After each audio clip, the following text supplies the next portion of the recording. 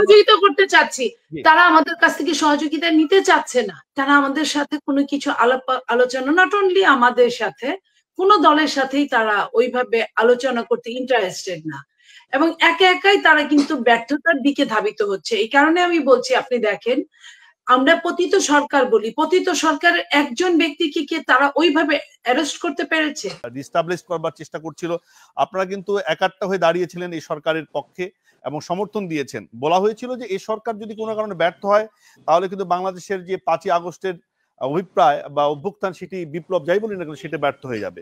তো আপনি কি মনে করেন যে আসলে এই সরকার ব্যর্থ হওয়ার কোনো আশঙ্কা বা আশঙ্কাই বলবো, আশঙ্কা আছে কিনা?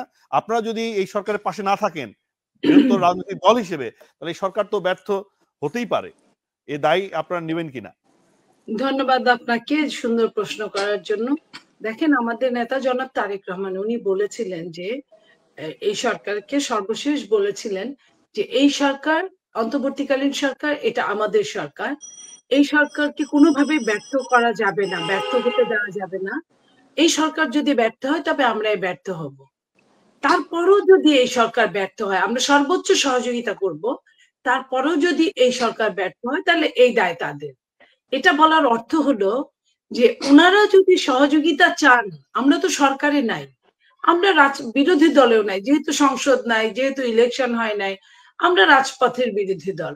তো আমাদের কাছে তো তাদের সহযোগিতা চাইতে হবে, আমাদের অভিজ্ঞতাটাকে তাদের শেয়ার করতে হবে।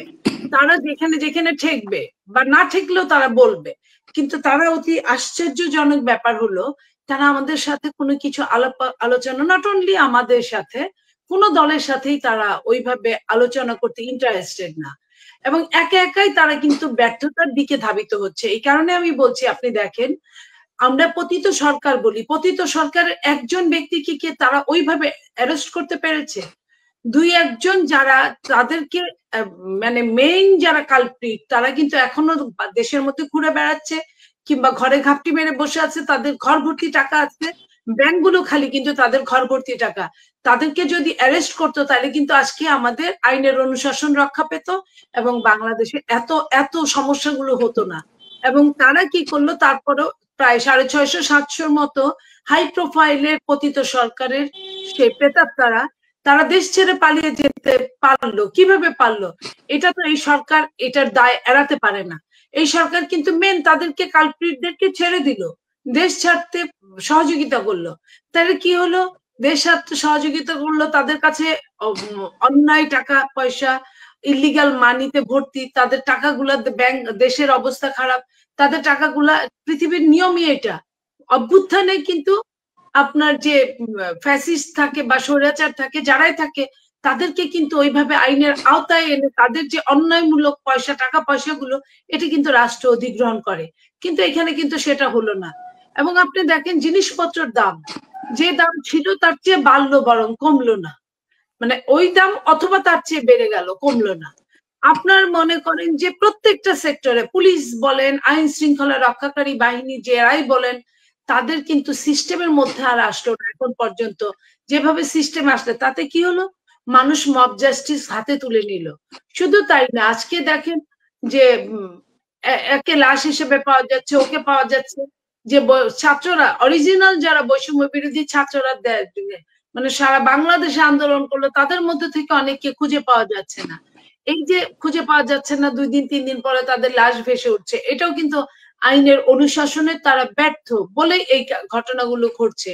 আপনার দেশে ছিনতাই, চুরি, রাহাজানি বেড়ে গেছে প্রচন্ড ভাবে।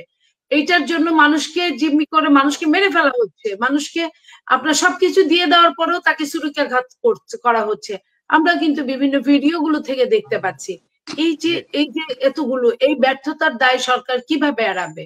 তো সরকার সেই জায়গা, হ্যাঁ জি, না সরকার তো আপনি যেটা বলছেন, কিন্তু বিএনপির বিরুদ্ধে একটা অভিযোগ আছে যে 5ই আগস্টের যে ক্ষমতা পালাবদলের পর বিএনপি বিভিন্ন জায়গায় দখলদারিত্বের করছে, নানা রকম ঘটনা ঘটছে, ফলে এর দায় কিন্তু বিএনপি নিবে কিনা এই আইন শৃঙ্খলা পরিস্থিতি? না, এই এর দায় আপনার কাছে ঠিক আছে। বিএনপি কিন্তু, বিএনপির চেয়ারম্যান, অ্যাক্টিং চেয়ারম্যান, উনি কিন্তু সাথে সাথে অ্যাকশনে গেছে প্রায় 1000-এর উপরে। আপনার বহিষ্কার যেটা 2-1টা হয়েছে, বিএনপি নাম বলে যারা করছে, আপনি মনে করেন যে অন্য দলগুলো বড় বড় প্রতিষ্ঠান দখল করছে, আপনারা দেখছেন না এগুলা। কিন্তু তার মানে এই না ছোটখাটো করলে আমরা যে এটা দায় এড়াবো তা বলছি না, কিন্তু এই দায়টা কিন্তু সবচেয়ে বেশি সরকারের। সরকার যদি পদক্ষেপ নিত, আমরা কিন্তু বলিনি পদক্ষেপ নেওয়া যাবে না। আমি যদি নিজে অন্যায় করি, অন্যায়ের আমার জন্য অন্যায় যেটা আপনার জন্য অন্যায়, একটা সেলিম ভাইয়ের জন্য অন্যায় একই, এবং ফিরোজ ভাইয়ের জন্য একই অন্যায় যদি হয়, তাহলে আমরা বলতে পারি যে আইনের শাসন প্রতিষ্ঠা পেয়েছে। এখানে কোনো আইনের শাসন নাই। আপনার সরকার কি করে, যদি কোনোখানে যদি ইলিগালি কোনো কাজ হয়ে থাকে, এই দায় সরকার এড়াতে পারে না। সরকার কেন তাদেরকে আইনের আওতায় আনছে না, বা কেন আপনি জানেন যে আর্মিদের কাছে কিন্তু ম্যাজিস্ট্রেসি পাওয়ার আছে, সারা বাংলাদেশে আর্মিরা আছে, জরুরি অবস্থার মধ্যেই এখন পর্যন্ত আছে। তাহলে সেইখানেও কিন্তু আমরা দেখছি তারাও কিছু করছে না, তারাও চুপচাপ দাঁড়িয়ে আছে। এইভাবে তো একটা দেশ চলতে পারে না। এবং এই যে এটা আমি তারেক রহমানের কথায় একই সুরে বলতে চাই যে তারপরেও যদি তারা ব্যর্থ হয়, এই দায় কিন্তু তাদের, এই দায় আমাদের না। জি, মানে সেটা ব্যর্থতার দায় আপনারা নেবেন না। ধন্যবাদ মনি আপা। আমরা তো বলেছি আমরা সহযোগিতা করতে চাচ্ছি, তারা আমাদের কাছ থেকে সহযোগিতা নিতে চাচ্ছে না, এটার জন্য তো আমরা কিছু করতে পারি না। আপনাকে